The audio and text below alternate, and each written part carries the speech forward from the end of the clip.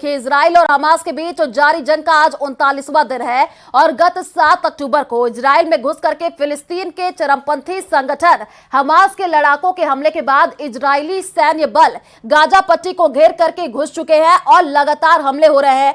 Gaza पट्टी पर हवाई हमले भी जारी है और दावा है कि गाजा पट्टी में अब तक 12,000 से अधिक लोगों की मौत हो चुकी है। देखिए हमारी ये रिपोर्ट।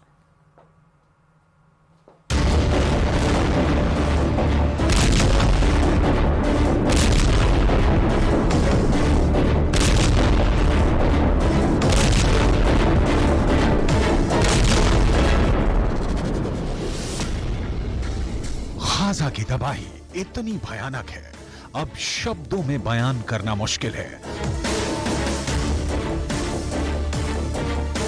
गाजा के लोग कह रहे हैं कि टीवी में दिख रहा है वो तो सिर्फ 5% है। गाजा वो नरक बन गया है जहां जिंदा रहने के लिए कुछ नहीं है।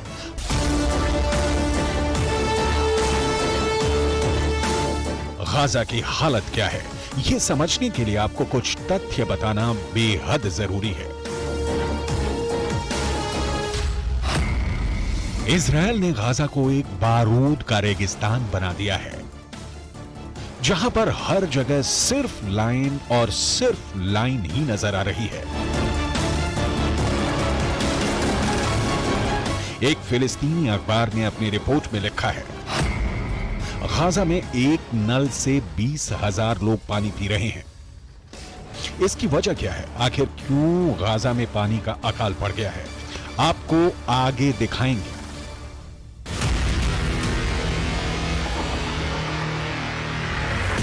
फिलिस्तीन की एक और न्यूज एजेंसी का दावा है कि गाजा पट्टी के अंदर खान यूनुस कैंप में एक शौचालय का इस्तेमाल 600 लोग कर रहे हैं। आप सोचिए जरा हालात क्या हैं। खान यूनुस गाजा पट्टी के दक्षिणी हिस्से में आता है और ये वो इलाका है जहां दावा किया गया है कि इजरायल हमले नहीं कर रहा है, लेकिन वहां भी ये हाल है कि हर तरफ लाइनें ही लाइनें नजर आ रही हैं।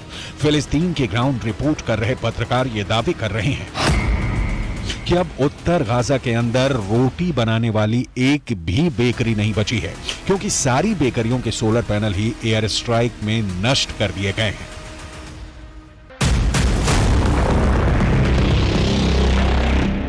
सोचिए जरा हालात क्या बने हुए हैं, जहां एक एक रोटी के निवाले के लिए लोग लड़ रहे हैं। गाजा की महिलाएं बता रही हैं कि पीने के लिए पानी ही नहीं है और इसीलिए उनके बच्चों का वजन लगातार घट रहा है। सबसे ज्यादा बुरे हालात बच्चों के नजर आ रहे हैं, क्योंकि करीब 5,000 बच्चे इस पूरे युद्ध में अब तक मारे जा चुके हैं और फिलिस्तीन दावा ये कर रहा है कि इतने बच्चे तो 1967 के युद्ध में भी नहीं मरे।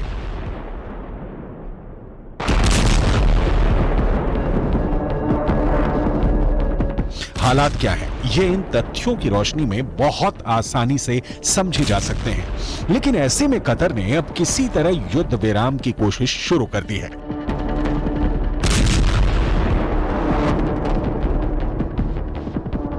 अरब देशों के शिखर सम्मेलन के ठीक पहले कतर ने पूरी ताकत झोंक दी है कि किसी तरह युद्ध विराम करवाया जाए, किसी तरह नेतन्याहू पर दबाव डाला जाए। इसकी पुरजोर कोशिश की जा रही है। अमेरिका ने पहले यह घोषणा कर दी थी कि गाजा पट्टी के अंदर 4 घंटे का मानवीय विराम रहेगा, यानी 4 घंटों के लिए कोई गोलीबारी नहीं होगी और लोग उत्तर गाजा से दक्षिण गाजा की तरफ जा सकेंगे। लेकिन अब नेतन्याहू ने यह साफ किया है कि इजरायल की तरफ से कोई भी युद्ध विराम नहीं किया गया है।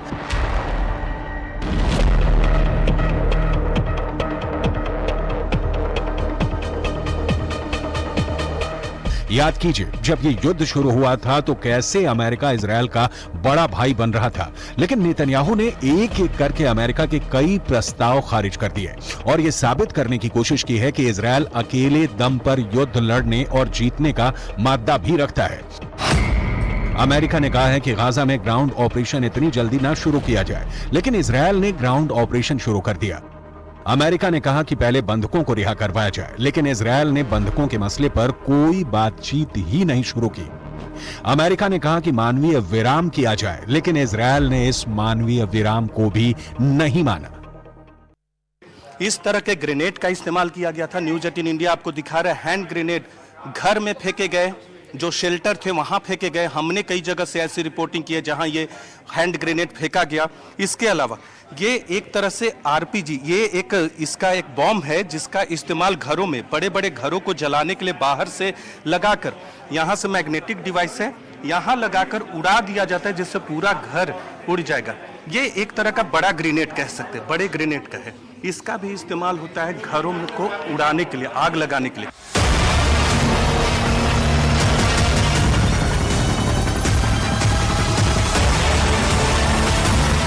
इजरायल बहुत बेरहमी और क्रूरता के साथ हमास का सर्वनाश कर रहा है और इसमें सबसे बड़ा नुकसान गाजा पट्टी के लोगों को भी झेलना पड़ रहा है।